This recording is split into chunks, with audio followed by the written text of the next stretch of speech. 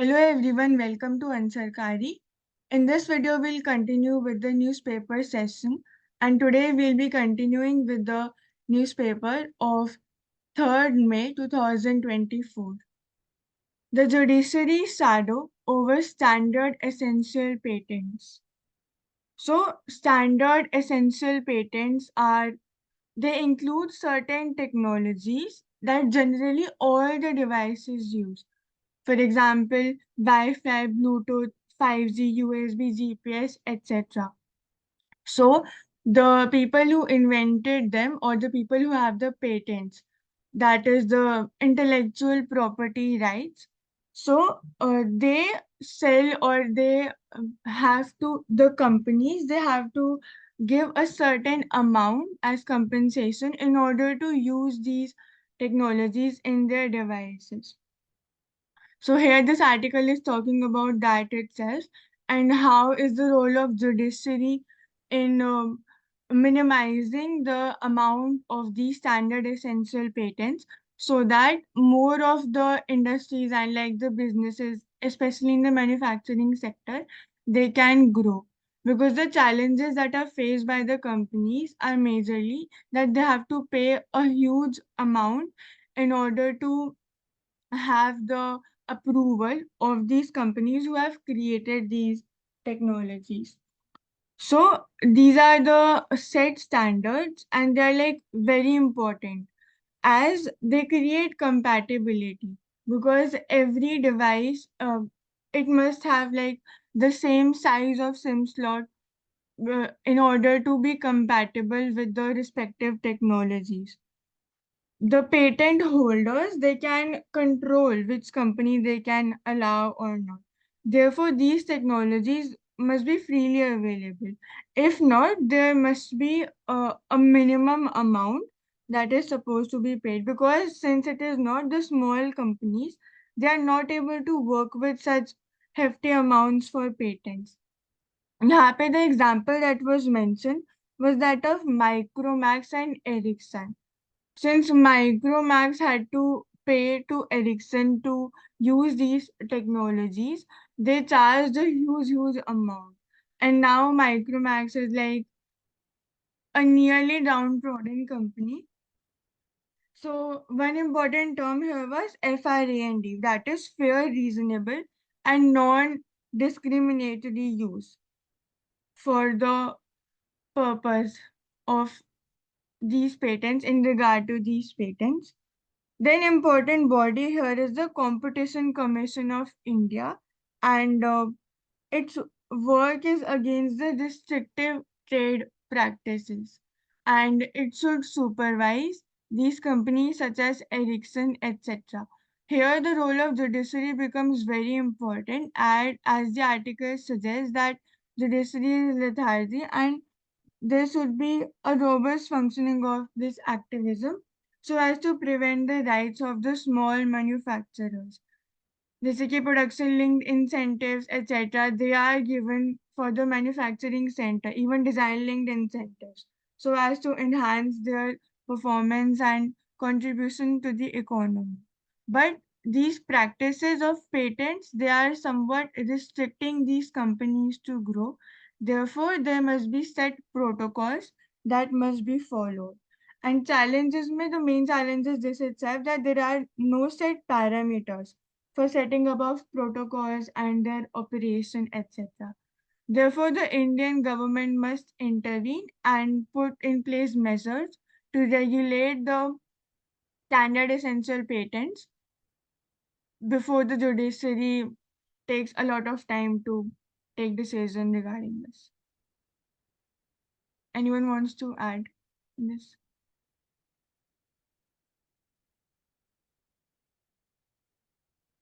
The next article is regarding the menstrual leave or the paid leave. So it is referred to as like being women's right, and it is majorly required for for women's welfare.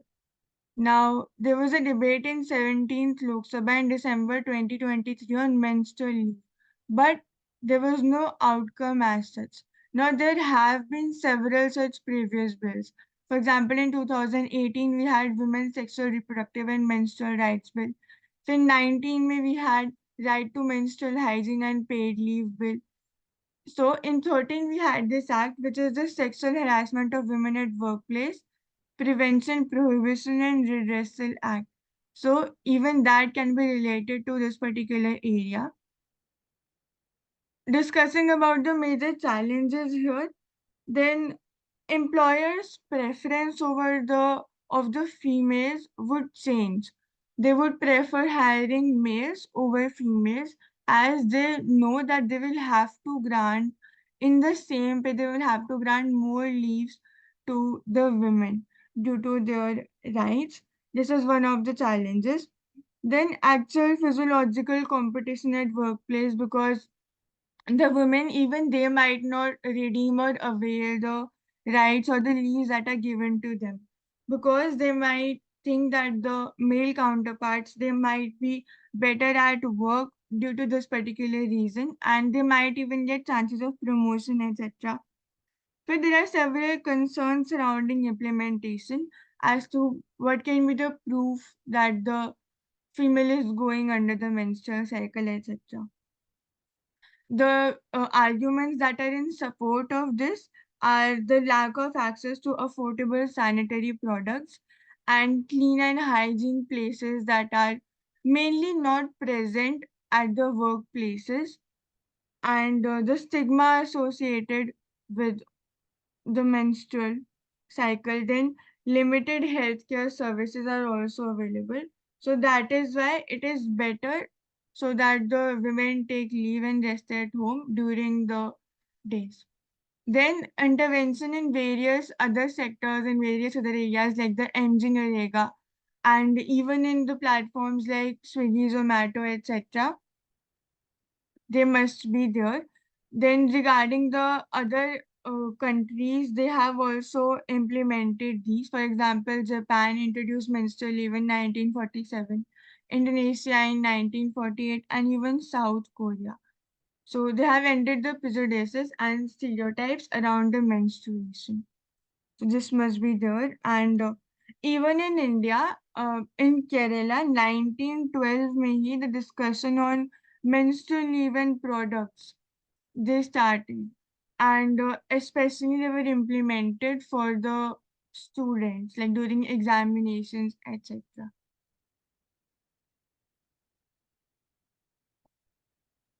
So इसमें we can say कि we are not talking about कि women के लिए कोई special provisions बनाने चाहिए. This is an inherent part जब हम बात करते हैं about their right to you know participate. जब हम labor force participation rate increase करने की बात करते हैं, and that too उसमें भी specific women participation कैसे increase कर सकते हैं. So this is something inherent, and we can say कि it can also form a part of their derived fundamental right under Article 15 and 16 also. वो ये एक यूनिफॉर्म स्टैंडर्ड यूनियन लेवल पे होना इम्पोर्टेंट है. एंड यहाँ पे वी आर सीइंग के डिफरेंट स्टेट्स में डेफिनेटली लॉज हैं, but still we are working upon it. जैसे अभी पार्लियामेंट में we had 106 constitutional amendment 2023 which reserved 1/3 of the seats in the parliament for women.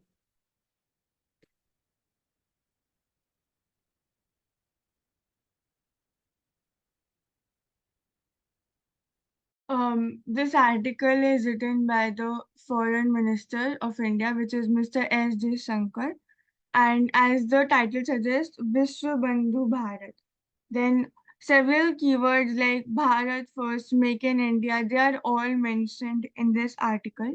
And this article majorly directs or channelizes the idea towards pursuing of a multi-vector diplomacy, collaborating with the other nations as well, especially in the economic process like development, etc., in terms of manufacturing, then critical and emerging technology. So they are like the key focus areas that are mentioned in this article. For example, critical and emerging technologies, examples like artificial intelligence, semiconductors, green hydrogen, quantum technology, etc. So इसमें we can have more of collaboration with the other several countries.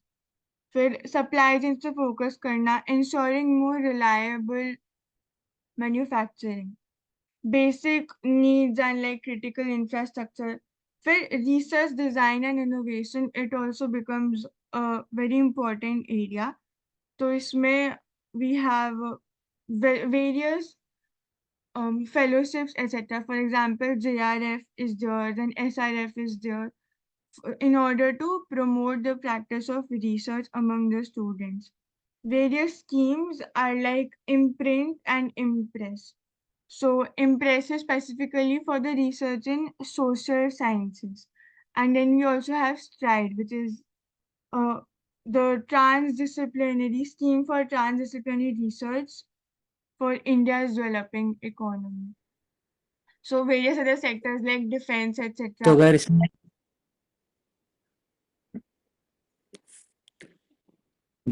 Conclude कर दो है ना, There must be contribution in these areas as well.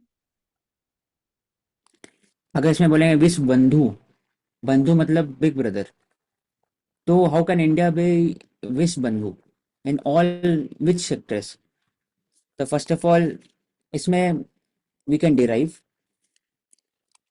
And then we can look at articles. पहला है कि global south की leadership में India can voice their opinion, consistent building कर सकते हैं on climate change, food security, artificial intelligence etcetera. Second, कुछ भी वॉर कॉन्फ्लिक्ट चलता है उसमें India can mediate, India can be a voice of reasonable voice in the world. Third, India can increase the employment opportunity by molding itself as a China plus in a China plus one strategy, चाहे semiconductor की बात की है, phones, pharma, automobile sector etcetera. उसके बाद फिर India can become a leader in vaccine development, health. India can talk about how to use traditional as well as modern medicine. फिर India can lead the world in space exploration and, तो अलग अलग areas में जहाँ पर human centric form of, क्योंकि India का long term vision ये नहीं कि सुपर पावर बनना, इंडिया का लॉन्ग टर्म विजन है कि विकसित भारत बनना। इंडिया का लॉन्ग टर्म विजन है कि India can be a voice of the global south, India can talk about humanity as a whole. इसलिए कभी भी स्पेस रेस में इंडिया का पहला जो की ऑब्जेक्टिव है स्पेस का, इस if the space technology can be used for the governance. Vikram Sarabhai ने पहला की नोट्स में भी वही कहा था, ये नहीं कहा था कि we will become a super country और जैसे यूएस और यूएसआर कर रहे थे।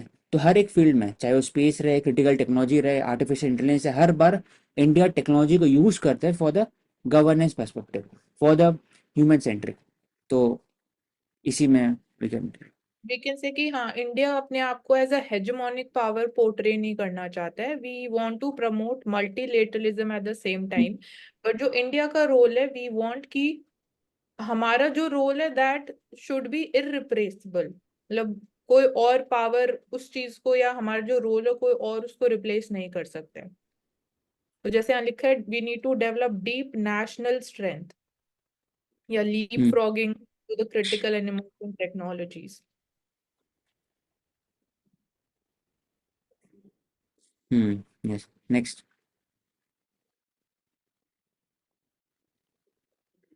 Why are the फिर Indian बोल की essence of this thing. why are the Indian spices facing the heat? So this article mainly focuses upon the quality of the Indian exports, or not just focusing upon in exports. Okay, all these products they are consumed by the like Indians as well. So there also the focus must be same. Now this problem is highlighted only because the foreign countries they have highlighted it. But this actually shows that there are loopholes in the implementations and the regulations done by the institutions such as Spice Board of India, etc. तो इसमें हाल फिलहाल में US FDA have rejected several product of companies Ramdev food product, MDH, Everest, जो famous है MDH Everest घर पे use करते हैं। उसके बाद पतंजलि आयुर्वेद एक्सेट्रा। तो क्यों?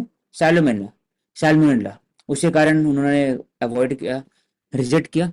फिर सिंगापुर में एक केस है जिसमें बोला है कि एवरेस्ट मिक्स है, उसके अंदर में चांसेस ऑफ एथिलीन ऑक्साइड है which impact the human body. Ethylene oxide a toxic chemical used as a food stabilizer and beyond permissible limit। तो यूएस की एफडीए के बाद ही एक्शन पे है। हम लोग प्रिवेंटिव एक्शन नहीं लेते, हमेशा पोस्ट फैक्टो जब ऐसा हुआ तभी एक्शन ले रहे हैं। तो कंसर्न है कि कुछ कुछ प्रोडक्ट क्या होता है कि to increase the shelf life, to make it more affordable, alternative form use किया जाता है। तो उससे कभी कभी रेगुलेशन नहीं होने के कारण इम्पैक्ट करता है ओवरऑल फूड क्वालिटी। एंड कभी कभी ऐसा होता है कि जो जो स्मॉल सेक्टर एमएसएमई सेक्टर है मोस्टली वो पैकेज करके बेचते हैं एडल्ट्रेटेड प्रोडक्ट, सब स्टैंडर्ड प्रोडक्ट। तो इंडिया को कम से कम स्टैंडर्ड चाहिए, पहला की एस्पेक्ट पे फोकस। सेकेंड है स्पाइस बोर्ड ऑफ इंडिया, उनके वो मैंडेटरी टेस्टिंग, उसके बाद फिर मैं ऐड कर देती हूँ स्पाइसेस बोर्ड ऑफ इंडिया के बारे में। तो रेगुलेटरी बॉडी तो है ही, एक्सपोर्ट प्रमोशन एजेंसी भी है फॉर इंडियन स्पाइसेस, एंड जो चेयरमैन है the rank is equivalent to the joint secretary of the government of India, and this is a statutory body under the Spices Board Act of 1986 and headquartered in Kochi, Kerala. Apart from this, responsibility of production, development of cardamom specifically है, and export promotion 52 spices का जो उनके scheduled act में mentioned है। तो responsibility of production भी है cardamom का। तो this is one thing। and जो आपने बोला कि मैंडेटरी टेस्टिंग है, जितने भी एक्सपोर्ट्स होती हैं स्पाइसेस, इट इज मैंडेटरी कि उन सबका क्वालिटी चेक हो। And spices board of India खुद भी सेल करता है under the brand Flavorit, तो उनके भी खुद के आउटलेट्स हैं। They also running a campaign which is called the spice train, जिसका ऑब्जेक्टिव है to educate Indians about the country's rich spice heritage that we have। and the spice park of the spices board is also there for cardamom and pepper। it is situated in Podati, so this is in the Idukki district of Kerala, spice park। ठीक है, इससे बोल सकते हैं problem सिर्फ spices में नहीं है, ये की हाईलाइट ये बोलना चाह रहा है, ये जेनरिक मेडिसिन में भी है। ये देखते हैं कि कुछ कुछ एरिया में जब फूड प्रोसेसिंग इंडस्ट्री प्रमोट करते हैं तो स्पाइसेस में नहीं, बाकी एरिया जो भी दिखा गया उसमें मिलता है। तो ऐसा क्यों है? क्योंकि इंडिया लैक्स फूड इंस्पेक्टर और उनका capacity building. India have insufficient number of food safety officer and also food labs. तो एफएसआई के अंदर में बहुत सारे स्टेट जो अभी भी नोटिफाई नहीं किए फूड टेस्टिंग लैब, करना चाहिए मोर सेफ्टी स्टैंडर्ड के लिए। और जो ऑनलाइन मैंडेटरी होना चाहिए कि एक प्रोडक्ट रहे, उनका ऑनलाइन एक कोड रहना चाहिए जिसके कारण अगर कोई भी बाई कर रहा है स्कैन कर सकते हैं, डायरेक्टली वो दिखा सकते हैं कि वो जेन्युइन है कि नहीं from the company itself owner. ये एक हो सकता है। दूसरा कि रेलेवेंट स्टैंडर्ड, इंडिया का ओवरऑल स्टैंडर्ड है with regarding to export food, export generic medicine बाकी जगह में, तो जो वर्ल्ड वाइड में कन्वेंशन है उसको फॉलो करना चाहिए। बस इसमें और पब्लिक अवेयरनेस। हाँ, स्टैंडर्ड्स तो इंडिया में है। जब हम एक्ट्स की बात करते हैं, जो सेफ्टी स्टैंडर्ड्स है, जैसे आपने बोला फूड प्रोसेसिंग इंडस्ट्रीज के बारे में, जो प्रोडक्ट प्रोसेस्ड फूड आइटम्स है जिनको हम बोलते भी हैं high fat, salt and sugar content of food, तो उसको इम्प्लीमेंट उतना इफेक्टिवली नहीं किया जाता है। तो we are in a way we are ignoring बोल सकते हैं जो रेगुलेटर्स है, दे आर ओवरलुकिंग, क्यों स्टर्न जो स्ट्रिक्ट एक्शन है वो नहीं लिया जा रहा है जब हम इफेक्टिव इम्प्लीमेंटेशन। दो रीजन है कि ये चीज इसमें नहीं है, लेबर कोड में भी सेम हाल है। लेबर कोड के लिए लेबर इंस्पेक्टर, फूड क्वालिटी के लिए फूड इंस्पेक्टर, फायर सेफ्टी के लिए फायर इंस्पेक्टर। तो सब में अगर देखा जाता है तो रेगुलेशन तभी हो सकता है जब India law more and more law and order based society, state का जो स्ट्रक्चर है वो थोड़ा डाइवर्स होगा और बड़े होंगे धीरे धीरे, जब डेवलप कंट्री होगा, धीरे जब GDP to per capita GDP बढ़ेगा तो ऑटोमेटिकली एक्सपेंडिचर बढ़ता है, क्वालिटी कंट्रोल बढ़ता है।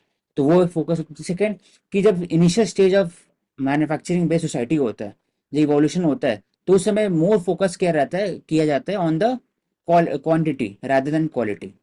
मोर फोकस किया जाता है affordability, cheaper rate rather than कि गुड क्वालिटी होना चाहिए। जब अगर फॉर एग्जांपल अभी देखा जाए कि पूरे एफएमजी सेक्टर में पहले था कि सस्ते हैं, डिस्काउंट है, अभी आता है कि ओवरऑल हेल्दी है, ग्रीन है, ग्रीन टी, ऐसे फोकस रहता है।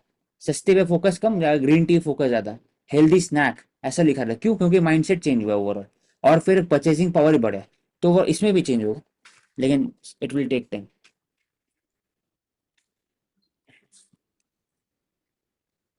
बस एक Adding, इम्पोर्टेंट इंस्टीट्यूशन है, global trade research initiative, Delhi based think tank. तो ये बोलना चाह and रहे हैं कि अगर इंडिया में अगर ऐसे चेंजेस नहीं किए तो overall it will impact India's export value, और it will be beneficial to other competitor like Asian countries, China. तो adding on to this spice parks point, so there are currently around 8 such parks in India, और एक spice complex भी है सिक्किम में, and these also facilitate the farmers benefit as well. Then another institution is CCSCH, that is Codex Committee on Spices and Culinary Herbs. तो ये WHO के साथ भी वर्क करती है, so as to promote the qualities and the working of the spice production.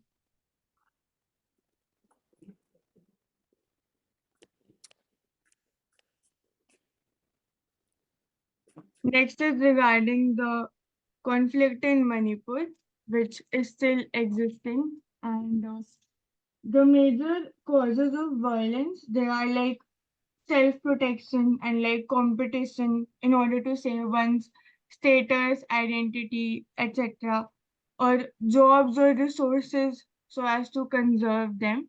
So they are, it is like ethnic violence between two major communities that are in Manipur. That is the Methi community or एक है Kuki-Zo community. So the problem started with regard to the ST status that was being given to the Methi communities, and it led to the upsurge of this movement by the Kukizos. And Kukizos, as the Metis claim, they are the illegal migrants or poppy growers. So there are several other तो problem इसमें areas in इसको पहले ले चुके हैं वो detail में, तो वापस वी कैन नॉट रिपीट कि मीठी और कुकी के बीच में प्रॉब्लम है। तो इसमें पूछा जाता है कि there is scarcely any attempt to bring warring community to no negotiating table. जैसे कार्बी अलोंग या फिर बोडो ट्राइबल काउंसिल, बाकी जगहों में भी when there was a agreement between the central government, state government and the specific ethnic tribe, उसे के लिए हर एक स्टेक होल्डर को लेके आना पड़ता है साथ में। लेकिन ऐसा यहाँ पर नहीं हो पा रहा, क्योंकि both the community are in a very larger amount, 45 50 approximate 30 45 के आसपास रहते हैं। तो they are demanding more and more concession from the state. वो तभी पॉसिबल है साथ में लाना है, लेकिन व्हेन जो लीडर है बोथ द कम्युनिटी के नेचुरल ऑर्गेनिक इंटेलेक्चुअल है, they can create kind of a atmosphere for negotiation. उसके बाद फिर ला करके जो की हाईलाइट सबके अपने अपने डिमांड्स है उनको सामने ला करके नेगोशिएट करवा सकते हैं, लेकिन it will take time.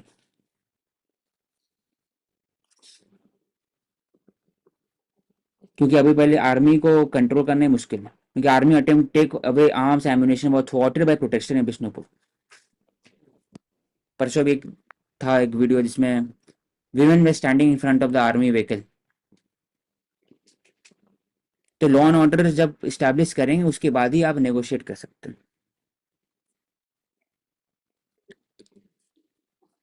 Fifth and six schedule जो है that is also for the tribal specifically, उसमें कमिटीज का फॉर्मेशन एंड काउंसिल का फॉर्मेशन होता है, so that must be executed properly, and उसी से ही फिर मैनेज करने का ट्राई करना चाहिए regarding this protest etcetera. then और ज़्यादा सर्विलेंस भी हो सकती है in the area. And third can be the proper implementation of the AFSPA, that is the Armed Forces Special Powers Act, so as to maintain the security within the Nice. region. तो schedule 6 सिर्फ 4 ही states में है, Assam, Meghalaya, Manipur and Mizoram, नहीं sorry, Mizoram and Tripura, 4 states में schedule 6 which is for tribal areas. Schedule 5 जो है that is for scheduled areas. हाँ, इसमें आउट ऑफ पॉकेट एक्सपेंडिचर, तो over the years out of pocket expenditure is decreasing. इसमें डेटा दिया हुआ है। पहली बात कि government based expenditure it has been increasing. पहले हर साल 1.3%, 1.35% इट वाज इंक्रीज, लेकिन अभी 63% it has increased in a year based on Ayushman Bharat प्रधानमंत्री जन आरोग्य योजना। सोशल सिक्योरिटी बढ़ा है ओवरऑल, और आउट ऑफ पॉकेट एक्सपेंडिचर कम हुआ है। पहले 62% था 15-14 में, अभी 47% हो चुका। इसके ये दिखाता है कि जो स्कीम्स है ICDS, पोषण अभियान, आज PMJY, Jan Aushadhi, surgical medical treatment, फिर उसके अंदर में जो national list of essential medicine, even the medical devices not regulated under the drug and cosmetic act, फिर आरोग्य सेंटर PHC, आरोग्य मंदिर 1,60,000 आरोग्य मंदिर, इसको इस्टेब्लिश करना, क्वालिटी जेनरिक मेडिसिन देना। तो ये दिखाते हैं कि ओवरऑल जो इम्पैक्ट है it is not showcasing on the consumer expenditure as well. उनके पास सेविंग बढ़ता है, बढ़ रहा है। फर्दर इंडिया जो टारगेट रहा है प्रिवेंटिव मेजर है ना with regarding to health care, कैसे? तो न्यूट्रिशन ड्राइव करवाना, अंडर न्यूट्रिशन टैकल करना, मिड डे मील पोषण, फिर Swachh Bharat Abhiyan, focus on sanitation and water supply, जल सकती है। इससे जो वेक्टर बोर्न डिजीजेस है, water borne disease, typhoid, malaria etcetera, वो कम हो जाएगा। और जो डिजीज का ट्रांसफर है from one patient to another, वो कम हो जाएगा। तो दैट इज वाई दोनों करेंगे और न्यूट्रिशन फोकस करेंगे तो ओवरऑल जो हेल्थ एक्सपेंडिचर है बाय द कॉमन सिटीजन वो कम हो सकता है। जो नेशनल डायलिसिस प्रोग्राम है, it offers, yeah, it ensures the availability of dialysis services free of cost to below poverty line beneficiaries in the district hospitals. तो ये स्कीम का एक बेनिफिट है। 2016-17 में इसको इम्प्लीमेंट किया था।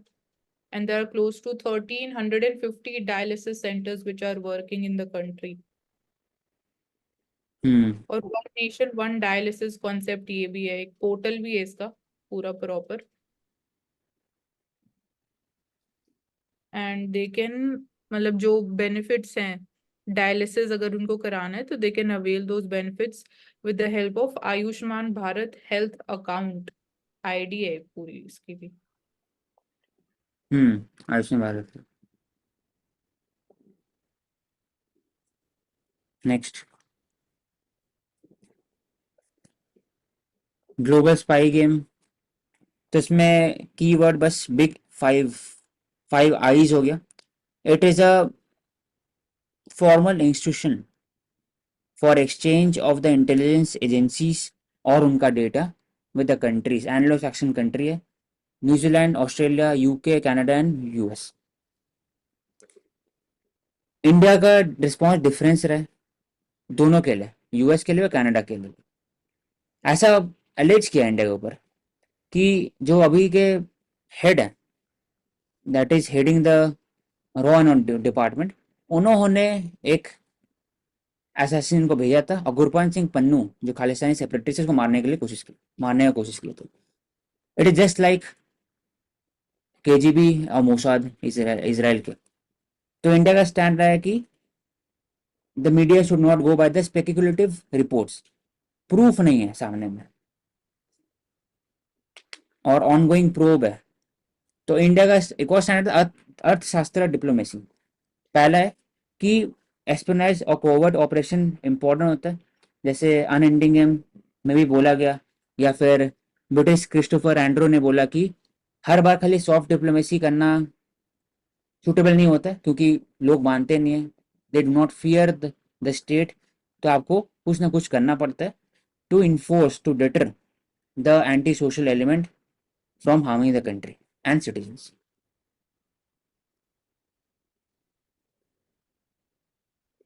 तो सेवन सप्त टांग स्टेट जो कॉन्सेप्ट है अर्थशास्त्र के अंदर में, उसमें भी बात होता है 7 टाइप। उसमें एक जो पार्ट है वो इंटेलिजेंस डिपार्टमेंट का है, चाहे वो शुरू से राइट फ्रॉम अर्थशास्त्र, मॉडर्न पीरियड, गुप्ता पीरियड से लेकर के इस्लामिक जब स्टेट थे उसके अंदर बरीद कॉन्सेप्ट आता है, फिर मुगल पीरियड में भी, सब जगह स्पाई का बहुत इंपॉर्टेंट रोल। तो जैसे 5i इंटेलिजेंस इसमें अलायंस। एक सेकंड मानसी, इसमें एक क्रिटिसिज्म है ओवरऑल कि डेवलप कंट्री का स्टैंड क्या है यहाँ पर।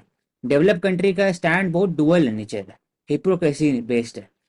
जब ईरान के अंदर में दे कैरी और स्ट्राइक, चाहे कासिम सुलेमानी को उन्होंने मारा इराक के अंदर में, या हाल फिलहाल में एक जो उनके जो सब्सिक्वेंट लीडर थे बाद में उनको मारे इसराइल ने, तब उनका जो स्टैंड था वो डिफरेंट था। उसमें बोलते हैं कि you can protect your own interest, your sovereignty, even if you are killing other known terrorist in the other country. लेकिन वही चीज डेवलप कंट्री के अंदर में होता है तो it harms the security, it harms the democratic principle, human rights. तो एक्स्ट्रा है, तो ये एक तरह का जो डिप्लोमेसी, एक तरह का डुअलिटी है between thinking and the action of develop country, ये इंडिया पॉइंट आउट करता है यहाँ पर। हाँ राइट, हाँ हिपोक्रेसी एक तरीके से। हम्म। सो जैसे 5i इंटेलिजेंस अलायंस है, सिमिलरली एक 9 आईज अलायंस भी है जो इसका एक्सपैंडेड ग्रुप है। It includes Netherlands, Denmark, France and Norway. And hmm. जो ओरिजिन्स है 5 आईज अलायंस का, it can be trace back to second world war. तो 1943 में एक अग्रीमेंट हुआ था, BRUSA agreement, between Britain and USA. तो this led the foundations of उस टाइम पे UK USA agreement initially. Then later on Canada, New Zealand, Australia उन्होंने join किया इसको। हाँ, नेक्स्ट।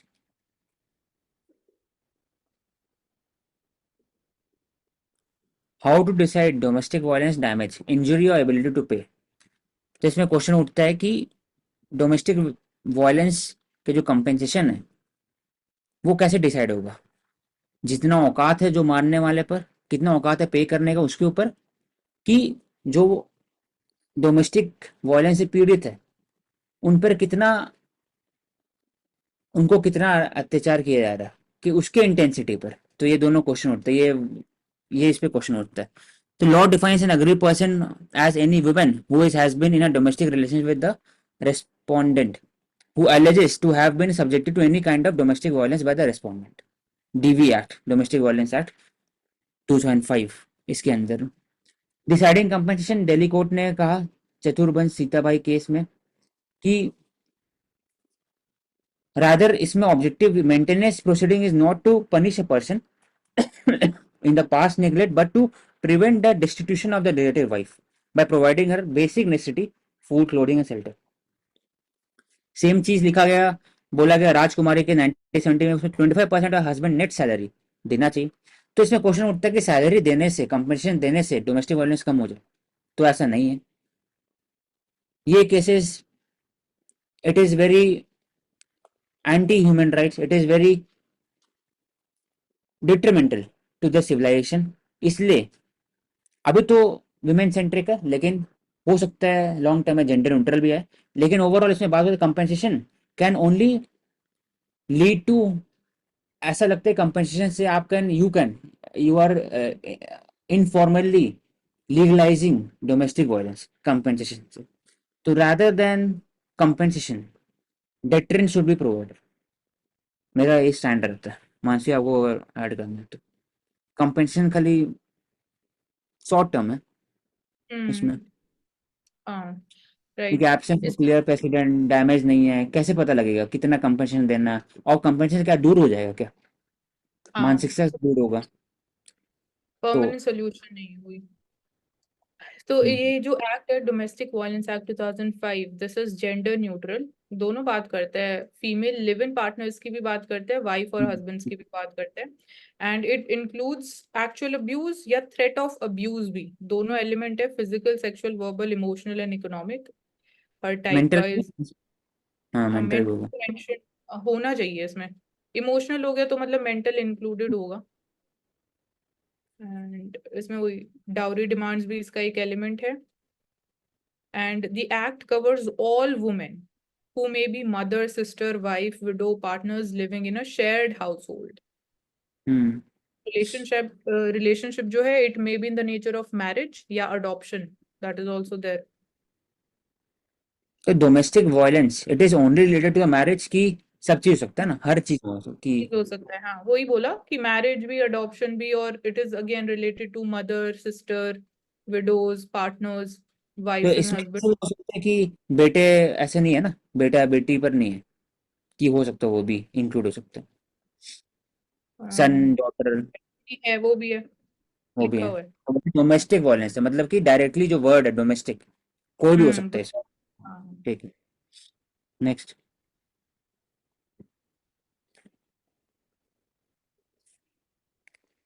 ये थोड़ा टेक्निकल है लेकिन वी कैन बस डिराइव कि कैसे computer science conundrum that could transform health care. तो उसमें दो टाइप होते हैं, पी वर्सेस एनपी। तो सेट ऑफ एल्गोरिथम वैल्यू है, कंप्यूटर साइंस में की टर्म है तो मुझे आइडिया नहीं है इसका। P is a problem, you can solve it reasonably quickly. P stand for polynomial time. और तो उसके बेसिस पर हेल्थ केयर सेक्टर में काम कर सकते हैं, एल्गोरिथम पुट आउट कर सकते हैं। तो इसी, नॉट मच।